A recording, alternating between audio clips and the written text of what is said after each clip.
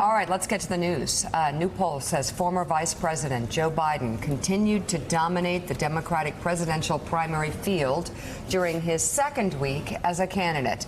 Morning Consult's latest weekly poll shows Biden with 40% support, up 4 points from the week before, as Senator Bernie Sanders is down 3 points to 19%, and Senators Elizabeth Warren and Kamala Harris are in third and fourth place with 8% and 7% each. Mayor Pete Buttigieg drops 2 points to fifth place with 6%. Beto O'Rourke at 5%, and Senator Cory Booker at 3%. So, Gene, I had seen something earlier this morning. It said that these were taken in early states, early primary states. You know, there may be 48 people in this race, but right now, I know it's early, but that's a pretty darn big lead for Joe Biden. And as we know, the money feeds that way. Everything starts feeding that way. And very, very interesting. Biden's starting extraordinarily strong. Yeah, right now, you know, polls are a snapshot, but that snapshot says there are basically two people in this race right now, and one of them just pulled a little further ahead of the other. Joe Biden pulled further ahead of Bernie Sanders. I mean, 40% in a field of 22, 20, 21, 22, 23, I don't know how many, is an impressive lead. And so the question is, if you're down at 8 or 7 or 6 or 5 or 3%, how do you break through? How do you get up into a tier where you can challenge Joe Biden? Do the other candidates really start going after Biden? Do they risk weakening him?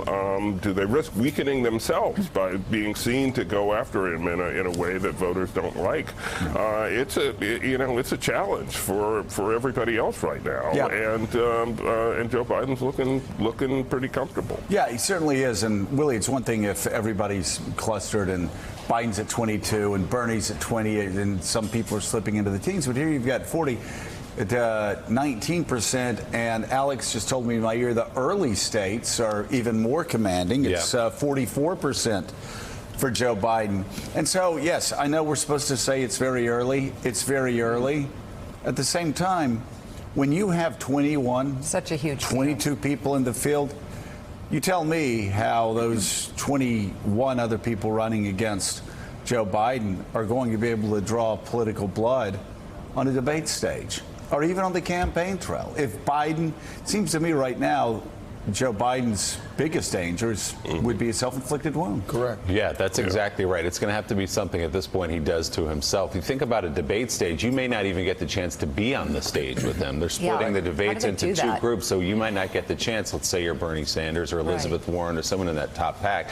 Depending on the draw, you may not get the chance to confront them. But you made the key point.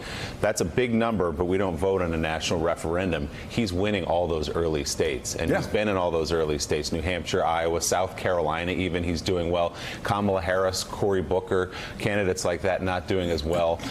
So he is in a commanding place right now, and you can see where the ground, Bernie Sanders sort of has his support locked in, right? He's at that 20%. Yeah. How do those other candidates below Biden and Bernie, how did they make their move? There's tons of time to do it, but what is that path up when you're down by 30 points? It's hard, and Mike, attacking Joe Biden, I don't think it's going to work on the Democratic side. No, but the interest. By the way, a bigger problem, too, for a lot of the other candidates is while they may get blue check marks, whipped into a frenzy about them, and they may get people in the mainstream media excited about them, Joe Biden's numbers are coming from people that aren't blue check marks on Twitter. Joe Biden's numbers are coming from people who don't work at news networks or editorial page editors.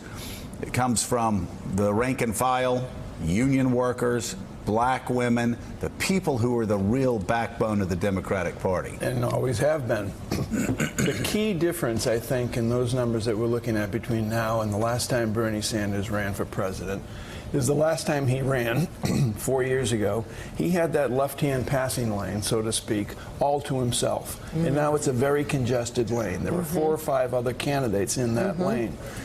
eventually, probably sooner rather than later, rather than aiming their political strategy, their rhetoric, or anything towards Joe Biden, I think a few of them are going to start aiming a little rhetoric at Bernie Sanders. Yeah, well, you're absolutely right. If you look at Bernie's vote last time, he had about 40% of the Democratic primary vote. Now, the part that's split is not the part that's if you want to put labels on things, the establishment vote. It's those people who are competing in that progressive lane with Bernie, the Buttigieg's, Elizabeth Warren's in the race. And so to a certain extent, Joe Biden is benefiting from that. But also, let's point out what happened last week. The president took to Twitter and was attacking Joe Biden, sending out this long tweet stream of attacks on him when he's got the fireman's endorsement. And I think that's also, to a certain extent, helping Joe Biden and elevating him. And if you look at the polls, what is the number one thing that is animating the Democratic base right now? It is the question of electability. In the polls, it says 46% of Democrats say that is more important than anything else, than stands on issues, and that is the issue that's animating Democrats. That is why Joe Biden, I think, is getting so much support. Yeah. Thanks for checking out MSNBC on YouTube, and make sure you subscribe to stay up to date on the day's biggest stories. And you can click on any of the videos around us to watch more from Morning Joe and MSNBC. Thanks so much for watching.